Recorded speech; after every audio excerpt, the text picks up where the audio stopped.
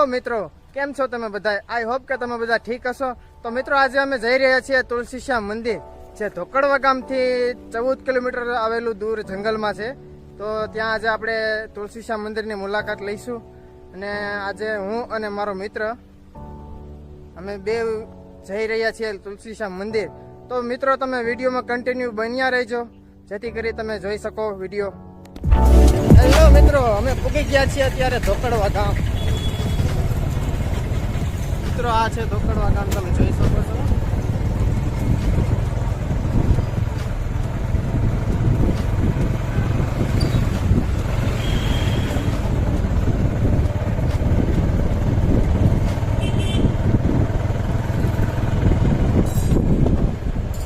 અહીંયાથી આપણે સીધું જવાનું છે.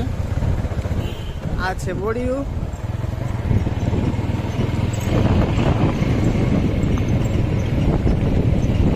ધારી તુલસીશ્યામ.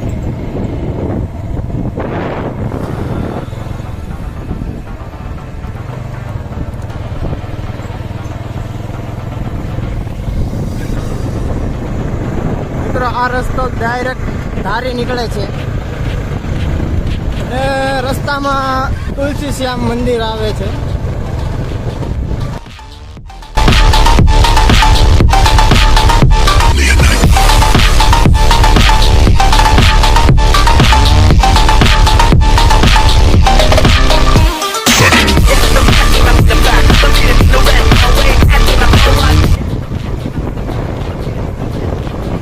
મિત્રો આ છે જંગલનું નાકું, અહીંયાથી અંદર જવાનું આવે છે.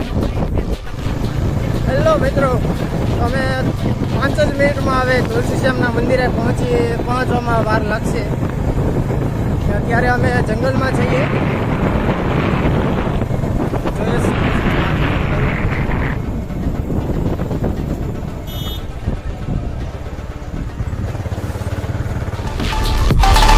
છીએ તુલસીશ્યામના મંદિરે, હું અને મારો મિત્ર.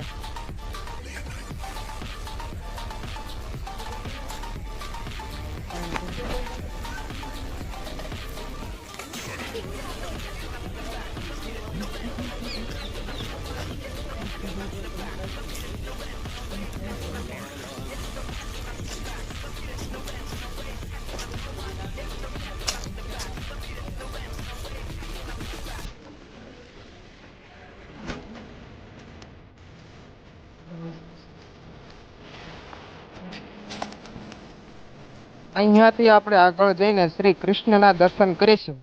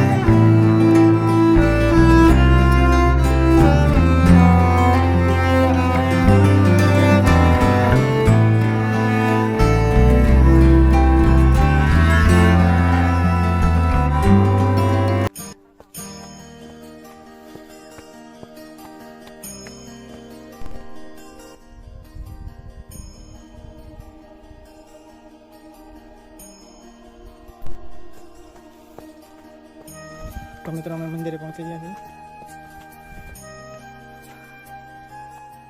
આ છે મંદિર.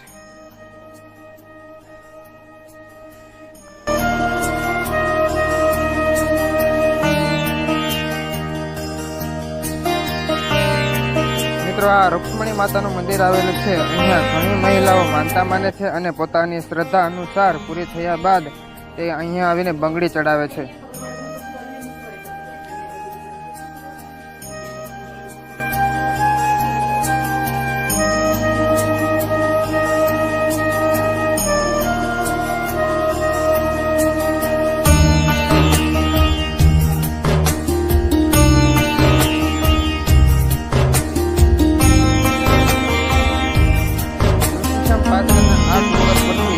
આજુબાજુનું જંગલ વિસ્તાર છે એ ચોમાસાની ઋતુમાં એકદમ ખીલી ઉઠે છે.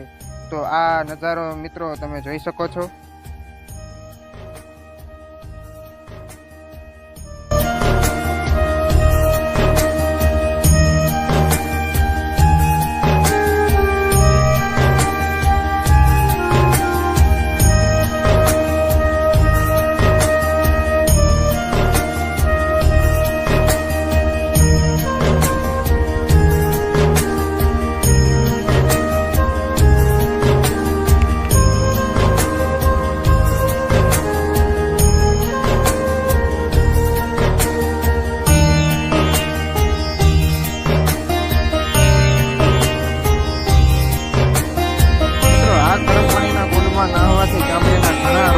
થાય છે. આપણે વૈજ્ઞાનિક દ્રષ્ટિએ વાત કરીએ તો ગરમ પાણીના કુંડ છે તે પાણીમાં સલ્ફરનું પ્રમાણ વધારે હોવાથી ચામડીના રોગ આસાનીથી મટી જાય છે.